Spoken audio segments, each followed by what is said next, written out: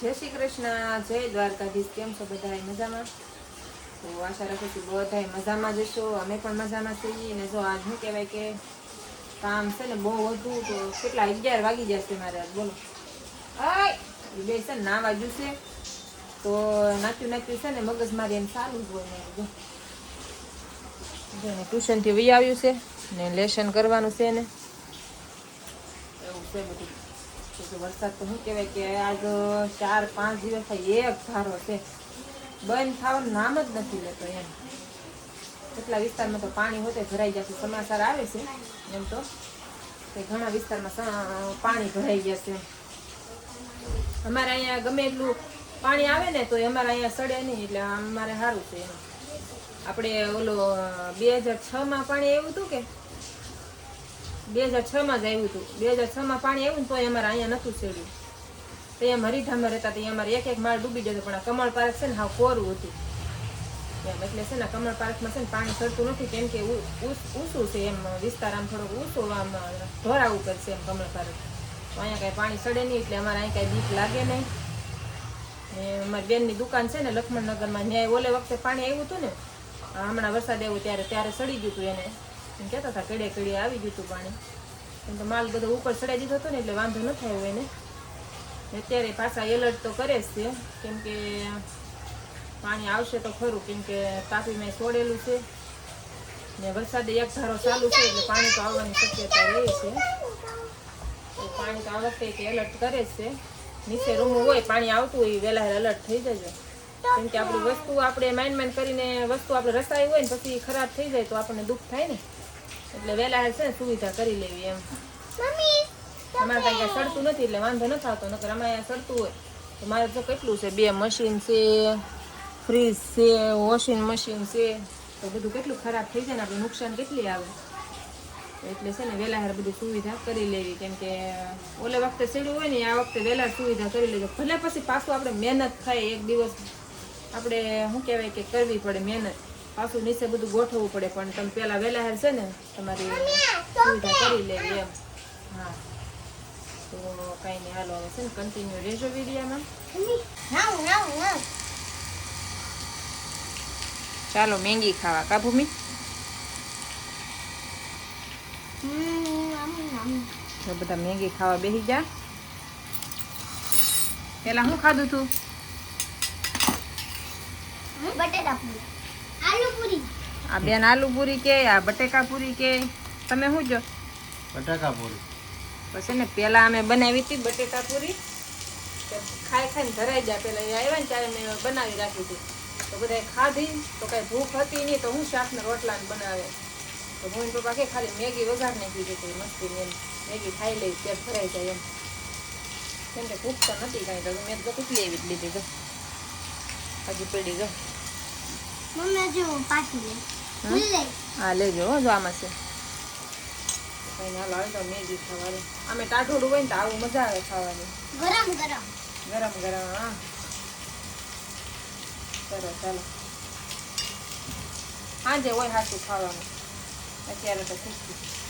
હવે નાસ્તો કર્યો એટલે કઈ ભૂખે હોય નહીં, પાછું આલુ પૂરી એટલે બટેકા પૂરી ખાધી એટલે ભૂખ હતી નહીં. તો કાંઈ નાલો અમે મેગી ખાઈ લઈ ગરમ ગરમ છેતા.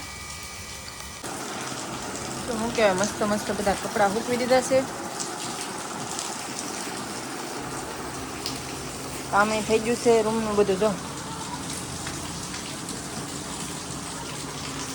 આપણે છે ને મસ્તીના બહાર વરસાદ જોતા હતા, બહાર બેઠા બેઠા કામ થઈ ગયું હતું, કે બહાર કપડાં હતા એ હકેલી લીધા છે. વરસાદ જોતી ત્યાં બેઠી બેઠી તો મસ્તીનો જો બે ભૂખું છે.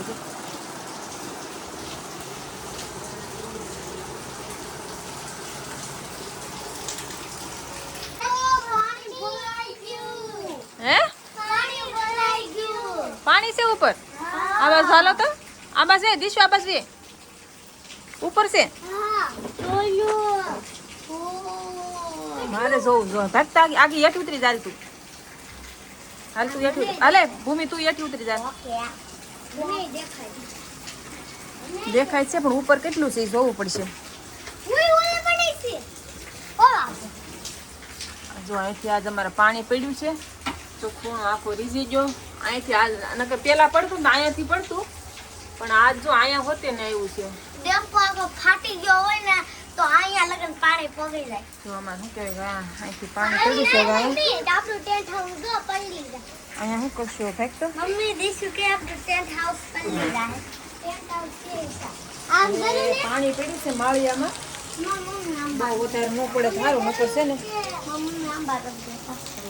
તકલીફ થાય કેમ કે માળિયામાં પડે પાણી તપેલું મૂકું જાવ કેમ ખાવું છે અમુક વાર બધું. ટીપા પડે તો છે જો પેટી વાળા કરી આમાં ફરીથી દાદી ધીમે ધીમે ચાલુ થઈ ગયું છે પાણી તો દેખાય ગમે ધીમે ધીમે ચાલુ થઈ ગયું છે પાણી જો. વધે નહીં તો સારું બીજું કાંઈ નહીં જો તપેલું તો મૂક્યું છે નગર મેં હાલો કોમીન પપ્પા આવી ગયા છે એટલે ને હું હજી લહણ ફોલું છું જો બેઠા હતા શાંતિથી ઓય ઓય આંટા આવો ઓલા માળિયામાં પાણી પડતું હતું એટલે પણ અત્યારે બંધ થઈ ગયો વરસાદ કેવો પડ્યો હમણાં એમ કે રીઝી જે દિવાલ ઠેઠ સુધી ઠેઠ સુધી જોઈ દિવાલ ખૂણો આખો રીઝી ગયો નવા કોઈ દી ન પડ્યું કાં વણ પડ્યું તો કોઈ દી જ્યાં પડ્યું આ વરસાદ એટલે વધી જાય ને એના હિસાબે એટલે પાણી પડ્યું છે અહીં જો તપેલું પછી મૂકવું ને તપેલું એમને મૂકો ને ઘડીક તો બહુ પડવા માંડ્યું હતું છાંટા ઉડતા એટલે ઉડતા છે ને તપેલા તપેલામાં મૂકો ને તો આમ જ્યાં સાટો પડે ને ઉસેથી તો ફરતું થી ને આમ ફરતા સાટા ઉડે પછી અંદર બેગ નાખી દીધી આખી આખી બેગ પલ્લી ગયેલી છે અત્યારે નથી પડતો ને હવે. ના અત્યારે નથી પડતું આમ નીચે જોઈએ મમ્મી જો બાપા ઉંદેડી પેકડી બચ્ચું હાલો દેખાડું હાલો દેખાડું ખાઈ આવે છે અહીંયા જો આવે આ ઉંદેડું બસું કવરાવતું હતું કેટલા દિવસ થા જો અંદર રૂમમાં હતું જો પકડી લીધું છે હવે છોડી નાખજો આ ગાઢ છે ને અહીંથી આમ જો આ કોથળી છે ને ગાઢ છોડીને પછી મૂક દેશો ને તો હું વયું જાય ત્યાં જાવું ના જિંદગી છે ત્યારે બિચારું જીવ છે જો